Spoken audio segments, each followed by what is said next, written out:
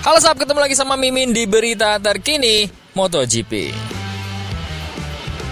Ya, bergulirnya balapan kali ini sudah berjalan setengah musim. Banyak hal-hal yang terjadi selama setengah musim kemarin. Bukan hanya dari bagaimana balapan berjalan, namun juga dari transfer yang memanas akibat Marc Marquez. Tentu, yang dimaksud bukan salahnya Marc Marquez, namun karena transfernya Marc Marquez yang membuat huru-hara di dunia transfer MotoGP. Tapi, bagi penikmat, tentu ini seru dan apa saja kejutannya untuk setengah musim depan dan untuk tahun depan. Kita bahas. Yang pertama, ada munculnya calon musuh berat bagi Marc Marquez. Ya, dari berjalannya sesi, bisa dibilang Marc Marquez masih menjadi bintangnya, di mana gerak-gerik sang 8 kali juara dunia itu selalu menjadi sorotan media. Terlebih, setelah clash dengan Pecco Bagnaia di Portugal, maka kedatangan Marc Marquez di Ducati langsung digambarkan akan menjadi malapetaka bagi Ducati. Karena clash-clash selanjutnya akan terus terjadi ke depannya dan merugikan Ducati sendiri. Terlebih, saat itu, para petinggi Ducati awalnya nampak tak setuju dengan keputusan Dalikna menyetujui transfer Marc Marquez ke Gresini. Namun sebelum dengan hal itu, terjadi transfer yang di luar ekspektasi sebelumnya. Karena tadinya Marco Bezzecchi ditawari untuk ke Pramac namun menolak. Dan Pramac beralih menggait Morbidelli untuk menjadi pengganti Zarco yang pindah ke Honda. Morbidelli dalam sesi pengenalannya dengan Ducati malah mengalami cedera dan debutnya bersama Ducati bak pembalap baru yang baru terjun ke MotoGP tanpa prestasi dan tanpa pengalaman.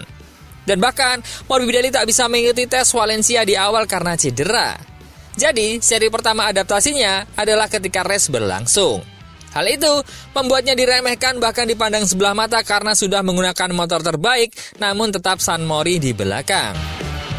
Tapi berjalannya waktu, Morbidelli seolah membuktikan bahwa apa yang diperolehnya dan dipertontonkannya di awal musim tak lain karena cedera yang mengganggunya saat sesi adaptasinya. Kini, Morbidelli bahkan bisa mendekat Enea Bastianini dan menjadi rider GP24 tercepat keempat saat ini. Meskipun itu masih posisi terakhir, namun bisa dibilang di antara rider Ducati lainnya, Morbidelli tak jauh atau setara dengan posisi Enea Bastianini yang sudah bertahun-tahun menggunakan Ducati. Dan hal terbaru yang terjadi adalah duelnya dengan Marc Marquez. Morbidelli kini dinilai sudah menemukan dirinya yang sempat hilang dan sudah nyetel dengan tunggangannya. Di mana tahun 2025, jika dia jadi bergabung dengan VR46, maka akan menggunakan GP24 yang sama seperti sekarang. Dengan hal itu, maka Morbidelli akan setahun lebih dalam mengenal motor itu, dan bisa menjadi ancaman yang berat untuk Marc Marquez di luar Pecco Bagnaia. So, mengapa bisa begitu? Hal itu karena Morbidelli terkenal pembalap yang nakal dan terkenal bengal seperti Marc Marquez. Dia tak takut duet 1 lawan 1 dengan musuh yang dianggapnya perlu dikalahkan atau setidaknya perlu battle. Terlebih, dengan pengaruhnya utang budi dengan Valentino Rossi, Morbidelli sebagai murid kedua Valentino Rossi setelah Simoncelli itu akan membawa dendam Rossi yang tak tanggung-tanggung untuk berduel dengan Marc Marquez jika ada kesempatan. Seperti halnya yang ditujukan ketika duelnya di Jerman. Ketika duanya bertemu, maka hal itu nampaknya akan lebih sering terlihat tahun 2025 atau setidaknya pertengahan musim depan. Karena di Moto2, Morbidelli terkenal sebagai rider yang nakal, sama halnya dengan Marc Marquez. So, dengan kembalinya performa Morbidelli, akankah mengganggu Marc Marquez untuk mengejar juara dunia tahun ini dan tahun depan? Kejutan kedua adalah dari KTM. Di mana KTM mengabarkan akan tetap bersama Jack Miller, namun sesaat kemudian Jack Miller didepak begitu saja. Miller mengkritik cara KTM menangani kepergiannya. Dia mengaku diberitahu bahwa dirinya akan dipertahankan, tetapi kemudian menerima panggilan telepon yang memberitahu tentang pemecatan beberapa jam sebelum finalis dan Bastianini diumumkan ke publik. Itu bukan cara yang Anda ingin diperlakukan, kata Neil Hudson. Anda menilai orang berdasarkan nilai nominal. Dan jika Anda diberitahu bahwa Anda memiliki pekerjaan, senang rasanya mengetahui Anda punya pekerjaan, lalu tiba-tiba Anda tidak punya. Dan kejutannya adalah Miller dikaitkan dekat dengan Pramac. Dengan hubungan baiknya dengan Campinotti, nampaknya Miller akan menjadi rider berpengalaman yang dipilih oleh Yamaha mengisi kursi Pramac. Jack Miller mengatakan waktu adalah segalanya dan mendukung kepindahannya ke Pramac Yamaha. Akan ada perubahan aturan segera dan di Yamaha ada secercah harapan untuk kembali kompetitif. Pengalaman yang luas Jack Miller diklaim cocok untuk proyek baru Pramac Yamaha. Keputusan Pramac untuk menukar Ducati dengan Yamaha musim depan telah menciptakan peluang baru dalam susunan pembalap MotoGP 2025. Miller telah dimasukkan ke dalam daftar 3 pembalap terpilih oleh pemilik Pramac, Paolo Campinotti, saat dia mempertimbangkan pilihannya. Neil Hodgson dari TNT Sport mengatakan kepada Miller untuk mengejar peluang tersebut. Itu adalah motor pabrikan yang terjamin, didukung sepenuhnya secara finansial oleh Yamaha. Dan kedengarannya, Yamaha akan membayar gaji para pengendaranya, dan itu masuk akal.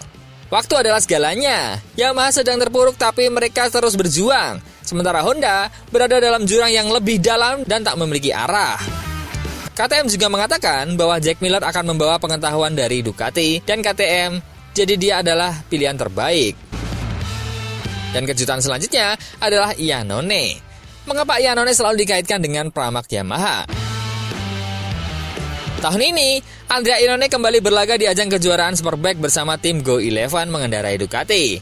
Penampilannya meyakinkan, bahkan ada pembicaraan untuk kembali ke MotoGP pada tahun 2025 bersama Prima Pramac Racing.